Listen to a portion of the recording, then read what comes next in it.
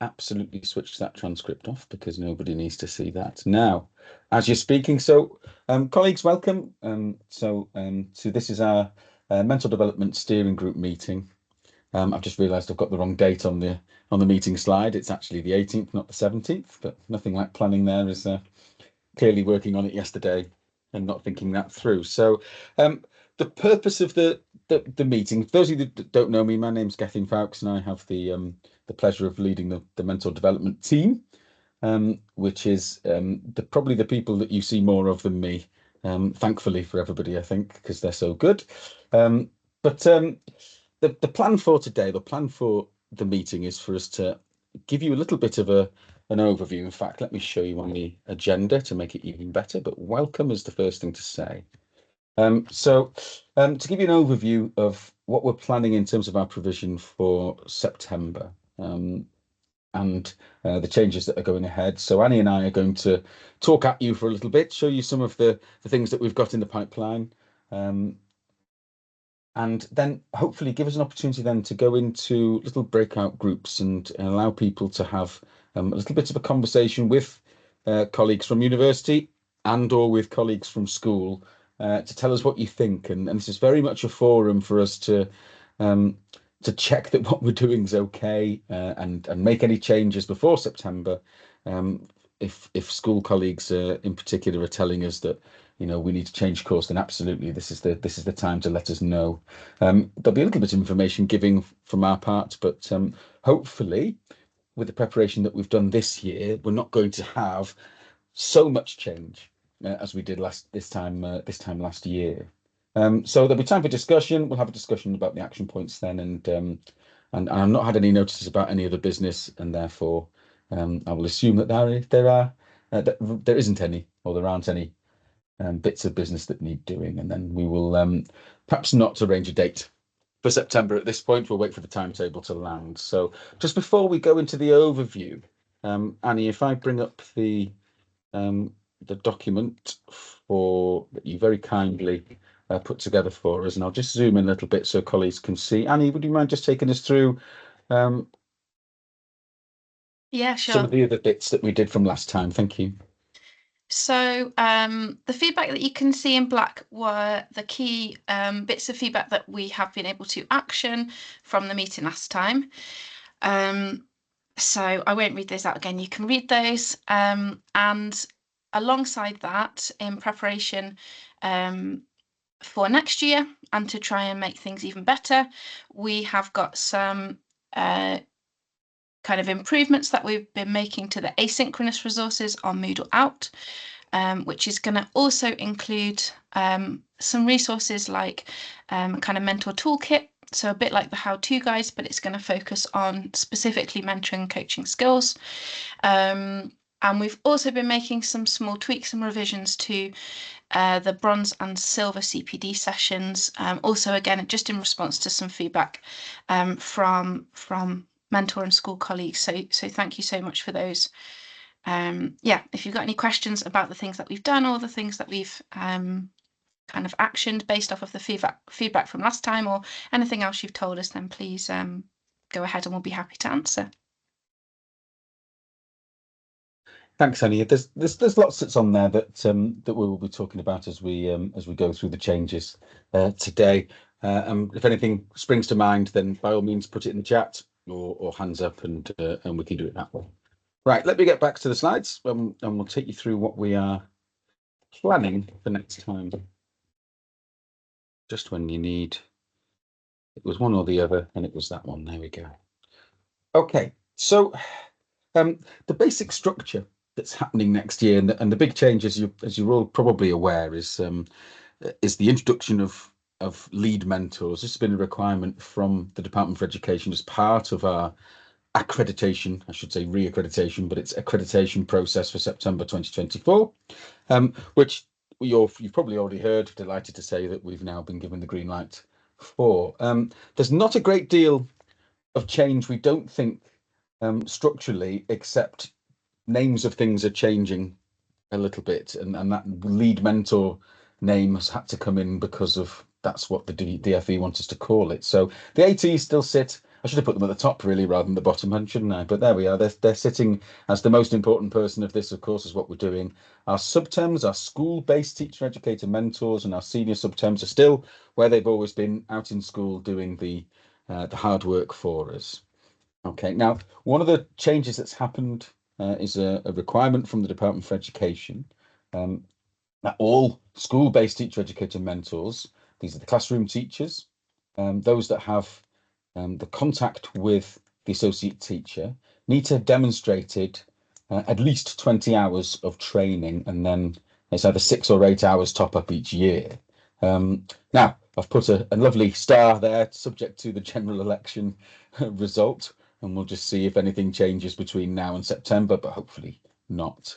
That we can carry on as we are, but I'm sure other things are going to change. Now, the good news for schools in England is that there is funding available. We'll talk about where you can get the information about that you can claim directly from the Department for Education. It doesn't come through us for that, and they will, if they will allow you to claim for up to 20 hours of training. And what we're going to show you very shortly is the offer that we're giving mentors in order to access the training that is most appropriate for them. So it's not a one-size-fits-all training that we're doing. What we're doing is providing you with opportunities to go in at the level that you think is going to be most appropriate for your classroom teachers, or for you if you are that classroom teacher yourself.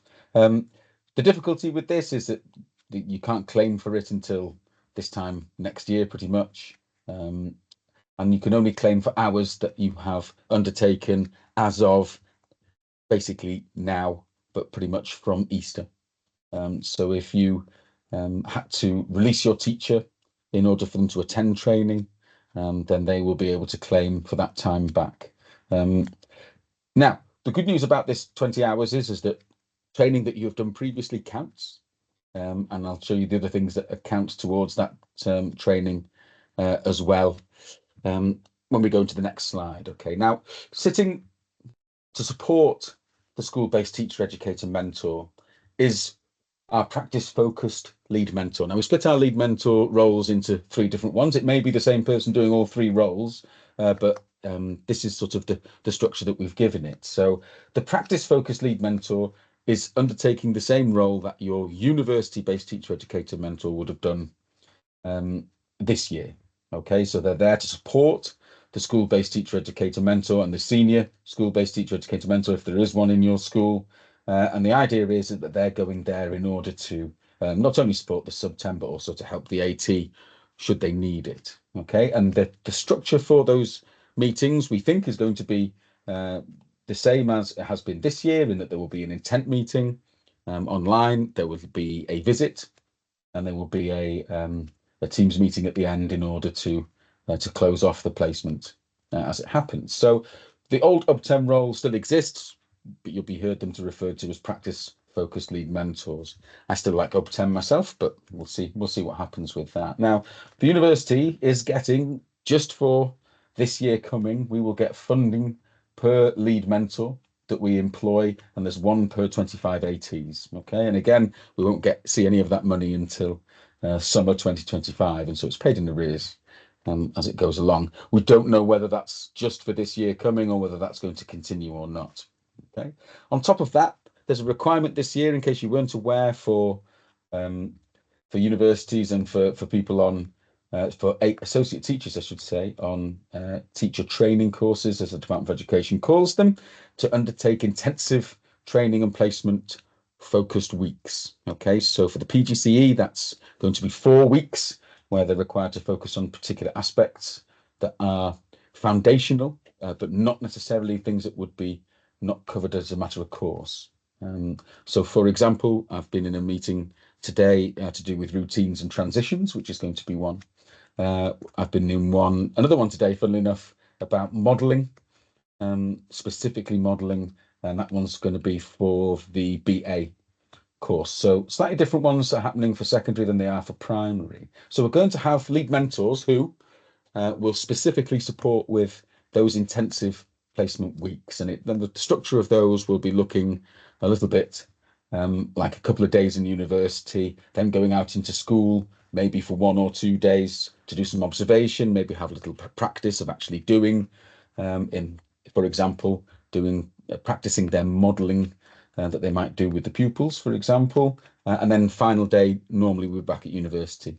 Roughly the structure. Some of them are going to be a little bit different, but that's what you can expect from ITAPs as they happen. So we'll have lead mentors, and it may be the same person, but the role is available to be split. And then there's a third role that needs to happen for lead mentors, which is going to be the quality assurance and the training focused role. And very much this will be supporting subtems and senior subtems to make sure that they are meeting the requirements when it comes to this 20 hours of training. Now, I'm going to bang on in a minute about how I want us to focus on the level of the mentor rather than the actual number of hours. But from your point of view as a school or as a provider, is that if you want to claim money from the Department for Education, you need to be able to evidence those hours. And so it is useful for us to talk about hours to an extent, but really what we want to do is to focus on the level of the mentors and the training that they've had, so that we know that they're going to give us good quality support for our associate teachers out in school, which is what we're all here for, of course. Okay, so the basic structure is going to look like that. There are still conversations going on about how that's going to work. As Mike, the head of ITE, would always say, it's the first year of it. There's going to be some teething problems, no doubt, but bear with us, and we will work through them, and hopefully by this time next year we'll all be enjoying the fruits of the labours that we're putting in now. Okay, now lead mentors have to show that they've been trained. We have a specific curriculum that we've been accredited for that, which is our Cert Ed modules 1, 2, and 3, as well as operational training in terms of the systems that we want them to follow on top of that. So the 30 hours of the Cert Ed, that training has been happening already. There's more of that training happening starting on Thursday this week for our core staff and some invited uptems as well who want to undertake that. And there'll be more repeats of that training happening in September for people who are interested in taking on some of those lead mentor roles. If I'm not going to dwell on that for too long in this meeting now, but if you have an interest or you'd like to get involved with that, if you email mentor development, we will send you some information back out. But essentially, those Cert Ed modules align and are aligned to our gold level training, which I'm going to talk about in a minute.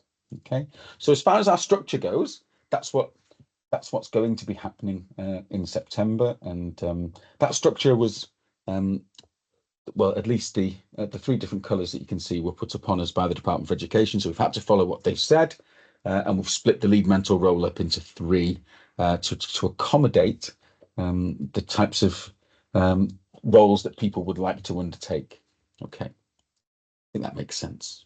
So far, so good. So what are we actually going to do in terms of our offer to mentors in school? So first of all, we have our Moodle Alt online learning platform, not exactly the same, with a few tweaks, a few improvements that we hope, as Annie mentioned before. And so the Start Here tile had our absolutely essential information in there that everybody needs to undertake.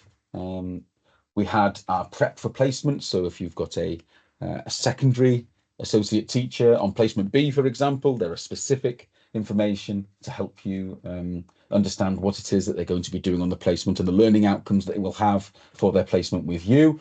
Or if it's a BA year 2, how's the pattern working? What are the learning intentions that we have for that module, etc. So all that placement specific information is in there as well. We've also got an enhanced version of our how-to guide. So if you want to know information about how to conduct an observation, for example, for your AT, if you want to know about how Aviasa works, or if you want to know, give me another example, somebody, I'm going to run out here. If you want all the things that are in the how-to guides, things about the CCF are in there. Again, all sorts of different helpful, bite-sized bits of information that you can access at the time, rather than having to wade through everything all in one training session. Okay. Now, on top of that, for next year, there will be specific videos and documents linked to the ITAP. So if your school has very kindly offered to do some placements for us for these intensive training weeks, then there will be specific information for the mentors out in school who are going to be supporting those weeks on what those ITAPs are all about, what the intentions are, and what it is that we want our ATs to have the experience of when they're out in school with you. So if they're coming to you on day 3 to watch you do a little bit on modelling, it'd be a good idea for you to know, what do you mean by modelling, and what is it precisely that we're hoping that they're going to see from you. So the ITAP training will be in there as well. Now, as far as the hours go for this, what counts, of course, the face-to-face or the virtual online face-to-face, I should say, via Teams training is going to count, but also when you're watching videos, when you're engaging with the resources on Moodle, when you're reading around the how-to guides, or you're doing additional reading that's been suggested by the mental development team on top of that, all of that counts towards your hours if you're trying to put a claim in with the Department for Education. Okay, so all of that can count. So as well as the generic stuff, we've got our bronze, silver and gold training. And that's not changed from, excuse me, just back to there. That's not changed from this year. We've given it a little bit more time, I think, on the bronze is what we've added to that, because we were finding that it wasn't taking an hour because people wanted to discuss a little bit more because they were new to it, and ably led by Joe or Mary Ann or Shan or Annie for those sessions. And so we've just extended that a little bit and given a little bit of extra reading for people to do at the end of that for bronze. But the 4 silver modules, bar a couple of tweaks, are still the same.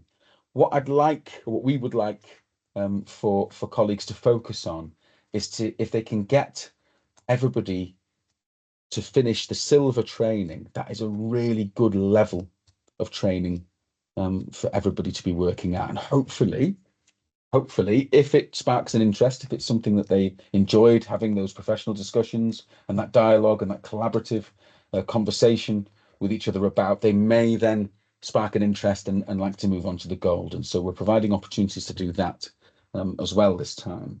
So the relatively generic training, in that it's not subject specific training, is that learning how and the why behind the mentoring and the role of the mentor. We've also got the interactions with the practice focused lead mentor that will happen as per this time. So the intent meeting, the face-to-face visit and the impact meeting at the end. There's also the knowledge base, which we're going to hopefully bulk up a little bit more this year. We've had a bit of a trial run at it this year, and I know there's some really good resources on there from the likes of Mark Hainsworth when it comes to English as an additional language. There's some good resources for primary PE on there, particularly the gymnastic stuff, I have to say, blowing my own trumpet, but there is some good stuff on there for you to have a poke through and have a look through. So there's also going to be subject meetings, so subject network meetings, and some subjects. So for example, for primary and secondary PE, for the past few years now, we've had additional CPD going on. So we've had specific PE training. So we've had gymnastics courses, the Swim England course, the tag rugby course and the Welsh Rugby Union, that mentors are invited to attend if they want to bulk up their subject knowledge in those particular things. So there's extra bits going on there.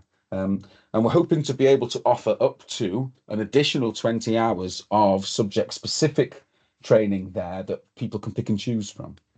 Okay, so if you've got a real interest, or you happen to be the languages lead, for example, in your school, then there should be something that you should be able to attend there.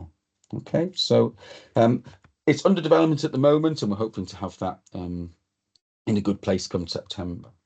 Okay, now after, and this is important perhaps for schools who are going to make the claim with the Department for Education before July next year, not this year, July next year, is that after every chunk of training, so every little bit, so after you do the prep for placement video watching and the reading associated with that, after you've done the start here tile, once you've had your intent meeting, there'll be a little Microsoft form to fill in that will update your mental development log, and then you will have access to that log that will provide the evidence for the Department for Education to say this is the number of hours that you've done, and it's sufficient for you to make that claim to the Department for Education. So It will be automated, and all you'll have to do is to put in some basic information about yourself. We're hoping to have it not as an email this year, but to give you a unique mentor number and identifier, just to help with some of the back end systems rather than the front end systems. And what all that'll do then is email you your log that you can immediately then send on to the Department of Education and say, yeah, this is from Chester, and they've ratified that we've done 20 hours or however many hours it is that you would like to do or need to do. Okay, now Annie's going to talk to you in a moment a little bit about how those hours might be made up. But just before we go there, just probably the key message from me is we're going to comfortably meet 20 hours across the board. Okay, because with the interactions that you have with your practice focused lead mentor, aka your UBTEM, there's probably 5 hours there already, with extra reading and things that people do around. What we want people to do is to not necessarily focus too much on the hours, but focus on the level that we're getting people to. And the more silver trained subtems that we have, the better. Now, everything is free. We're going to show you the when the offers are going to be happening. Some of them will be teacher release, some of them will be after school. But it's the level that matters to us really here. Annie, I think this is a good time to go to you before we go into the detail of when things are actually happening. So if I pull up I'll see if I can find it now. Before, oh rats, hang on. It was in Adobe, wasn't it? There we are. Right, just bear with me, folks.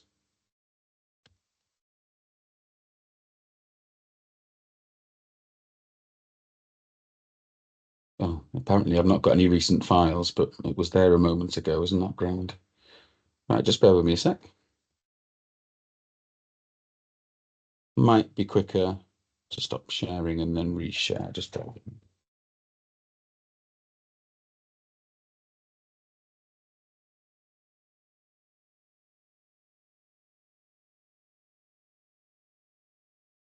Here we go. Right, I'll do it through Teams because Adobe's insisting that I log in, and I can't remember what my login is for it, so we shan't do that. Okay.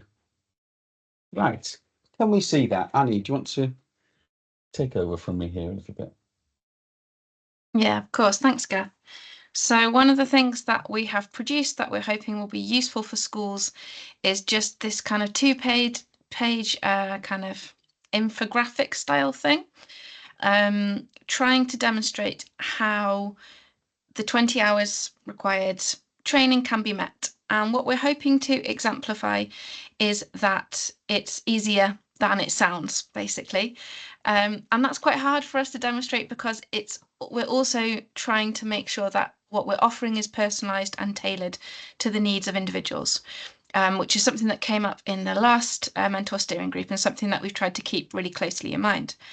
So we've tried to give 4 examples that kind of give a range of different start points of mentors to try and exemplify the kinds of things that might be relevant to yourself or to mentors that you're supporting.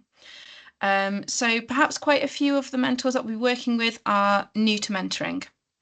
So if somebody new to mentoring was starting with a placement A or autumn term associate teacher, then to complete 20 hours, they'd be looking at completing the pre-placement training as it's been this year that Geth outlined with the kind of start here tile and the preparing for placement video and handbook engagement. To take the bronze award, which is kind of equaling 2 hours. It's about, Geth, we're gonna make that session an hour and a half online, just to give it a bit more space and a little bit of preparation time for people to kind of feel ready or review things at the end.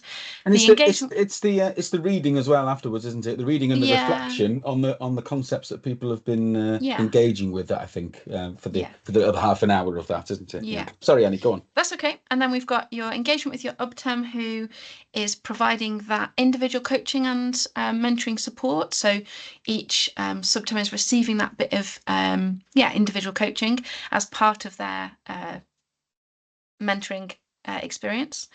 And then later in the year, engaging with the silver, which is 4 hours in session, and then follow-up reading and reflection time, and then spending the rest of the time, so about 3 hours in this case, using the how-to guides to support this example. Maybe some of the new resources in the mentoring toolkit that will be there, perhaps attending a subject network meeting, that kind of thing. So over the course of the year, Nadia would be comfortably able to make up those 20 hours. And if she works in the school in England, then she would be able to claim for those 20 hours. Some of our mentors, like in the example given underneath with Richard, would be able to kind of count previous experience and qualifications towards their 20 hours. So in this case, Richard just looks to do the silver, work with his mentor, and do the pre-placement training. So not too dissimilar from the situation we've had this year. The pre-placement training is the same. The working with the UBTEM is the same. The examples that we've put onto the second page, again, just looking to kind of illustrate the range. Was another bit of feedback we had from the last meeting was to make sure that we were really catering for people who perhaps, although they might be outliers with a lot of experience, that we're not forgetting about them. So we've got an example here of somebody who is very experienced in mentoring and coaching and education, and has a master's degree in that area. So the maximum that the DfE will let us kind of count towards the 20 hours is 12 hours. So Alison would be able to count those full 12 hours because her master's degree is entirely relevant and applicable. So she would complete the 2 hours of pre-placement training, her engagement with her UBTEM, and then an hour of additional reflection, self-directed study, maybe looking at the how-to guides, maybe engaging with some of the online support or meetings that will be offered. Yeah, so we're hoping that this infographic kind of helps people envisage how things might work for them. And hopefully we're trying to show that like Geth said, we don't want to get too worried about the 20 hours. We think that we can help make that manageable. And the focus really on the kind of level that we're looking people to work towards. So silver kind of being what we're going to be recommending will be right for most people. Is that okay, Geth?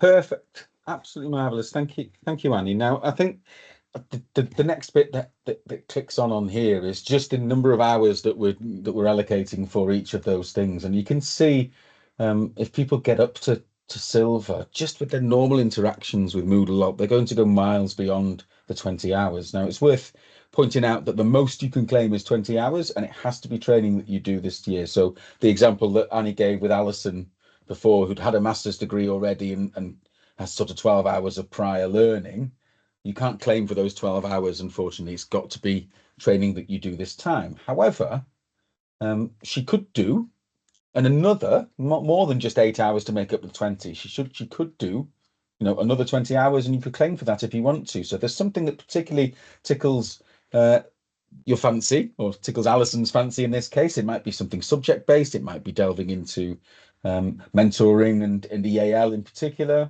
or it might be the ITAPS training that's really interested her. You can still claim for that. Okay, so there's opportunities here for people to undertake funded CPD, I think, provided it's in and around the mentoring curriculum that we're offering. Okay, so focus on level until it comes to trying to get the money out the DfE, and then that's when we'll worry about the hours, I think, the way to think about it. Now, in terms of what we're trying to offer then, so that schools and individuals can access that. Now, if you're in England, of course, then there'll be opportunities for you to get money for supply. So that teach release money will count towards the money that you can claim back from the Department for Education, or time in lieu is the other thing that they say within the document that I'll guide you towards in a moment. Now, so we're going to put on a bronze training every half term and an extra one in September, because that's when we're expecting the most people to be wanting to do that. There's going to be an intensive silver afternoon once a half term, so 1 till 5 p.m. And again, if people tell us that actually they prefer that spread out over the course of a day rather than an afternoon, so a 10 till 12 and a 1 till 3, then that's something we can certainly look at once our timetable lands. We're also going to have a set of silver, as in 1, 2, 3, 4, running each half term on the 4 till 5 slot.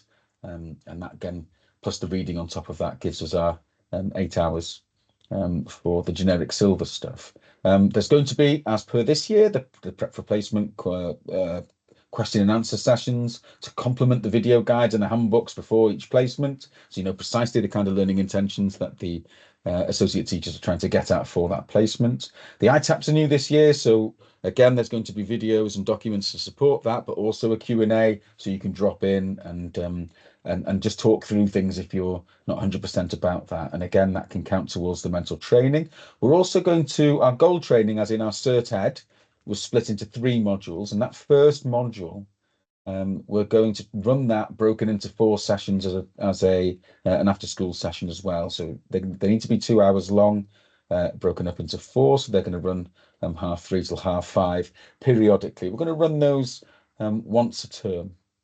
And so they're going to be probably in the second half term of each term to allow people time, if they're interested, to get further down the line with the bronze and the silver if they want to. There's also going to be the network meetings we mentioned before. There's going to be your interactions with your practice-focused lead mentor, as in your UPTEM. That's all there. And all the asynchronous stuff that's on Moodle Alts that will count, that can count towards it. Now, the purpose of doing that asynchronous stuff, the purpose of adding the gold in, is to allow people to customize and make this bespoke to them. We don't want one size fits all with this. We know people are coming at this from different places and different experiences, and consequently we're trying our best to, within the restraints that we've got, to accommodate for that. So it's a pretty hefty offer. But that's hopefully what we're going to go for. Now, if you have any thoughts or feelings about this, then hopefully you can have a chance to discuss that in the breakout rooms in a moment.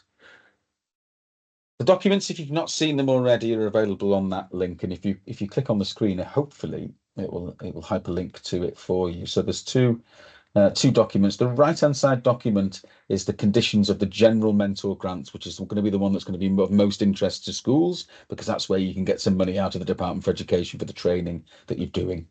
Really simple. Search into Google will bring you up to the right place with that. Okay. Oh, someone's put it in the chat. Who was it? Annie. Of course it was. Thank you, Annie. Marvellous as always. Sarah, do you want to come in? Yeah, I just was responding to that by highlighting some of the sections in that funding document, just to clarify that the funding is available in relation to training for cohorts engaging in programs from 2024 onwards. Now, for us, I have said, for us, mentor training is mentor training, but obviously for the purposes of funding claims, you need to be accepting an AT within those cohorts from 2024 onwards. Yeah, thank you, Sarah. So it's an important clarification to make. Again, it's sort of, they're bypassing the university, they're bypassing all the providers with this. It's a school that's claiming for this directly. So we'd encourage you to read those documents really thoroughly and making sure that you're hitting the criteria, because knowing the Department for Education as well as we do, if there's a reason to not give you some money, they'll not give it to you. So let's just make sure that we hit everything that we need to with that. Okay.